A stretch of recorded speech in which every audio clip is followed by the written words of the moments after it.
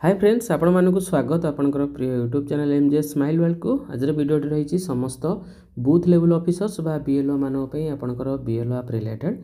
तो BLO app रे आपण माने फॉर्म नंबर 7 डिलीटेशन पई किपरि अप्लाई करिवे। तो वीडियो शेष पर्यंत देखंतु, निश्चित रूपे आपण मानक इनफॉर्मेटिव रहइबो। यदि वीडियो आपन भल लागे वीडियो लाइक करिवे, शेयर करिवे, हम चैनल को सब्सक्राइब करिवे।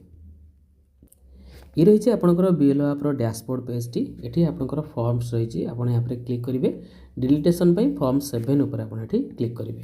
क्लिक करने ये एप्लिकेंट इपिक नंबर देवाई पड़ो।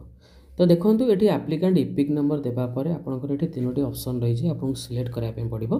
ओके, तो सेम इपिक आपंकर केते बेले हम एप्लिकेंट सेम केते बेले हम जदि एप्लिकेंट शिफ्टेड होइछि नचेत एप्लिकेंटर नेम रिपीटेशन अच्छी, तो से जगह निजे एप्लिकेंट निजर ना को डिलीट पे आवेदन कर डेथ केस रे आपन को अदर इलेक्टोरल सिलेक्ट कराया पड़ो। तो फास्ट एठी आपन को एप्लिकेंट जी आवेदनकारी तांको इपिक नंबर देवाई पड़ो।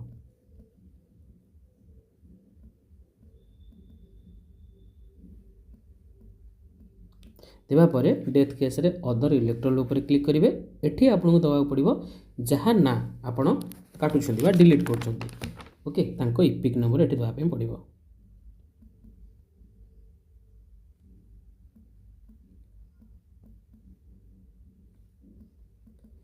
देवापर सिंपली आपन सिलेक्ट रेकर्ड उपर क्लिक करेंगे। ये देखो एप्लिकेंट ऑब्जेक्टिव ये एप्लिकेंट उपर आपनकर जी आवेदन करछंती तांको नेम उपर टिक मार्क देबे। देन ऑब्जेक्टिव एठी मध्ये सिलेक्ट करेंगे।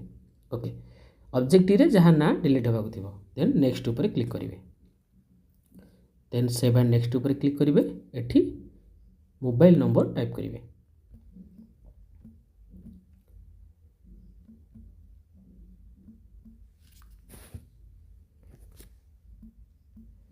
टाइप करिया परे सेव एंड नेक्स्ट उपर क्लिक करेंगे। ये रीजन रही देखु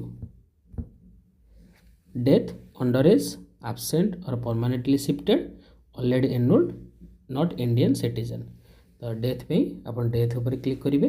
ओके, यदि सर्टिफिकेट थाए ये सब उपर क्लिक करेंगे। ये चूज फाइल उपर क्लिक करी टेक फोटो रही चूज फ्रॉम गैलरी रही चूज पीडीएफ फ्रॉम गैलरी रही। ओके, यदि आप डेथ सर्टिफिकेट ना तो सिंपली नो उपर क्लिक करेंगे। क्लिक करिया सेव एंड नेक्स्ट उपर क्लिक करेंगे। ये देखो डिटेल्स जार ना काटवाक थी डिटेल्स ये रही। देन हाउस नंबर ये टाइप करेंगे। ये रीजनल लैंग्वेज रे आपनकर ऑटोमेटिक आसीबो। ओके, ये विलेज नेम टाइप करेंगे।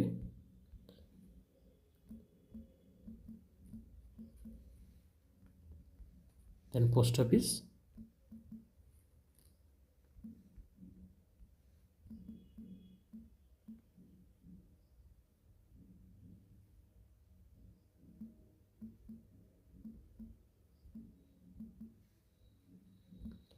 देन पिन कोड टाइप करेंगे। देन तहसील,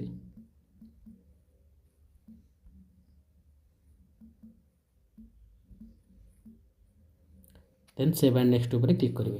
देन ये प्लेस टाइप करेंगे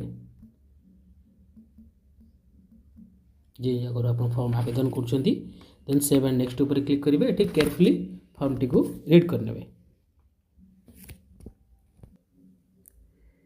ये फास्ट आपणकर पर्सनल डिटेल्स रे जी एप्लिकेंट तांको डिटेल्स शो करिवो। ये आपणकर रीजन रही। देन ये डिटेल्स ऑफ द पर्सन जहाँ ना आपणकर डिलीट होबाक थिबो। देन आप सिंपली सबमिट उपर क्लिक करेंगे। ये भाव इजिली आप फॉर्म 7 को अप्लाई करेंगे। तो देखो आपणकर जहाँ भी क्वेश्चन थिला आपणकर केउ जगह आपणकर सेम इपिक आप सिलेक्ट करेंगे और अदर इलेक्टोरल। तो अदर इलेक्टोरल आप डेथ केस रे हो शिफ्टेड हो रिपीटेड हो अंडर एज हो ए जगह आप अदर इलेक्टोरल सिलेक्ट करेंगे। कि सेम इपिक केवल आप रिपीटेशन एवं आपणकर शिफ्टेड ए केस रे आप सेम इपिक उपर क्लिक करेंगे। आपंकर एप्लिकेंट ये दुईटी जगह आपंकर सेम रहिबो।